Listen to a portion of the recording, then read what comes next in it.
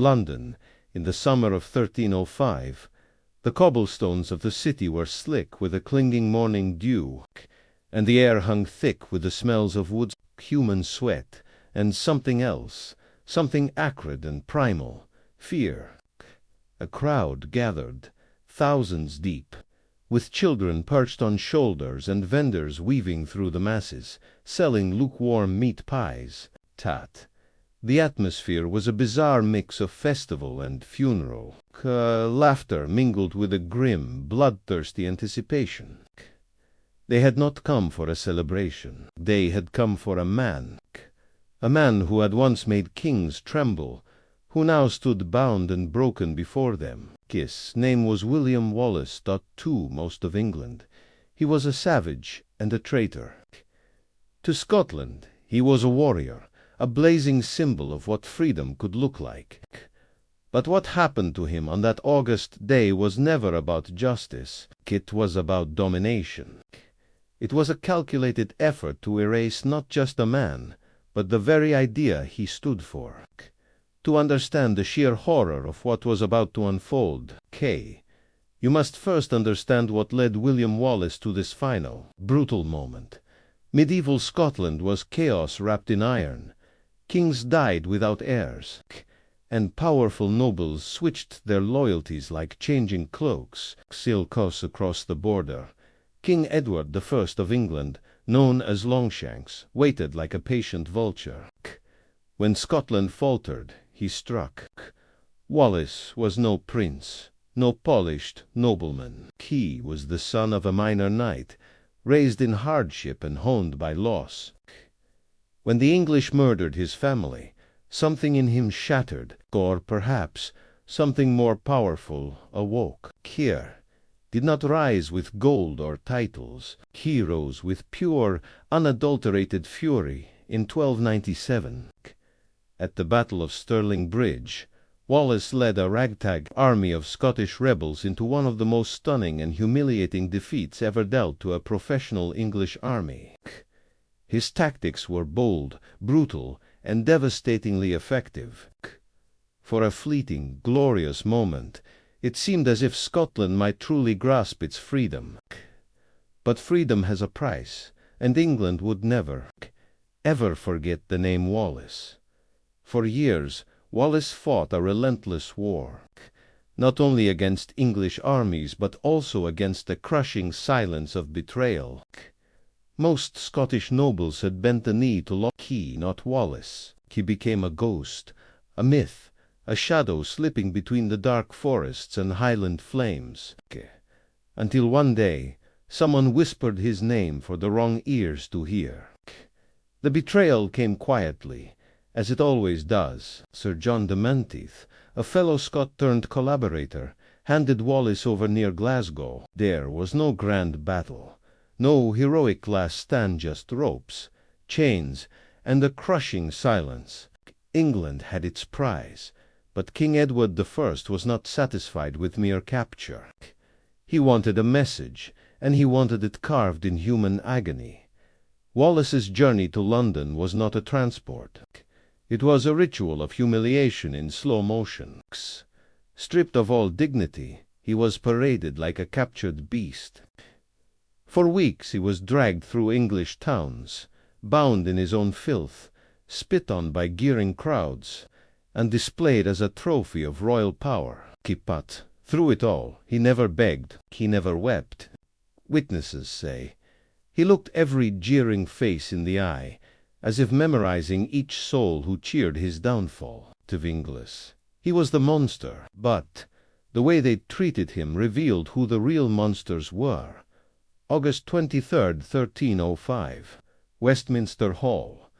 Wallace stood before a panel of judges who had long before written his fate. He was charged with treason, sacrilege, and murder.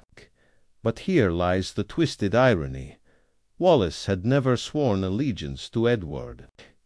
In his final, defiant words, he declared, "I cannot be a traitor to a king I never acknowledged." The court roared in response, not with sympathy, but with outrage and judgment. The sentence was chilling. He would be hanged, but not to death. He would be cut down while still breathing, drawn open, and his entrails burned before his eyes. Finally, his body would be butchered into 4 parts, and his head, dipped in tar, would be placed high above London Bridge, to watch the river flow beneath it for years to come. This wasn't justice. This was a performance, written in blood and staged with meticulous cruelty.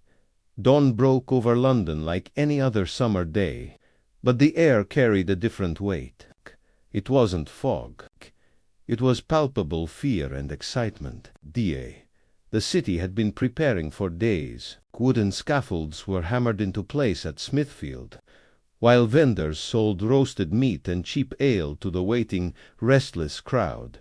Children clutched their mothers' hands, and old men leaned on their sticks. Everyone had come, not for justice, but for entertainment. What they were about to witness was not a mere execution. It was medieval theatre, cruelty turned into public spectacle. Wallace was tied to a hurtle, a wooden frame used for dragging traitors. He was pulled from the Tower of London through the city's busiest streets, the cobblestones shredding his skin with every bump and jolt. The crowd roared.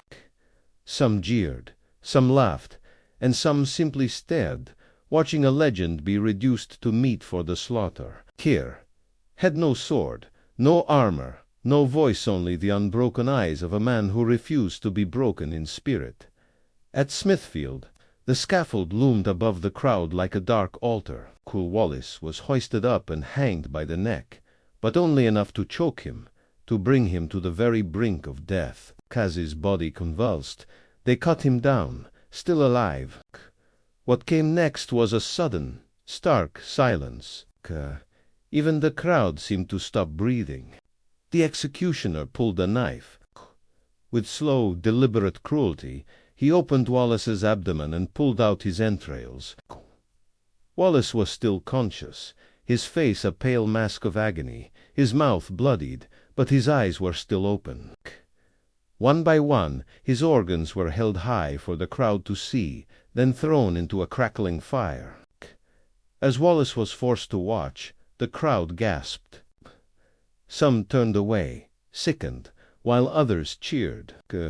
But everyone present knew, in their bones, that this was no ordinary death. Finally, when his breath turned to a final shudder, the executioner raised his axe. One clean stroke, and the head fell. Blood spilled freely, and the crowd erupted in a mixed roar of horror and triumph. But the execution was not over. Not even in death was William Wallace granted peace.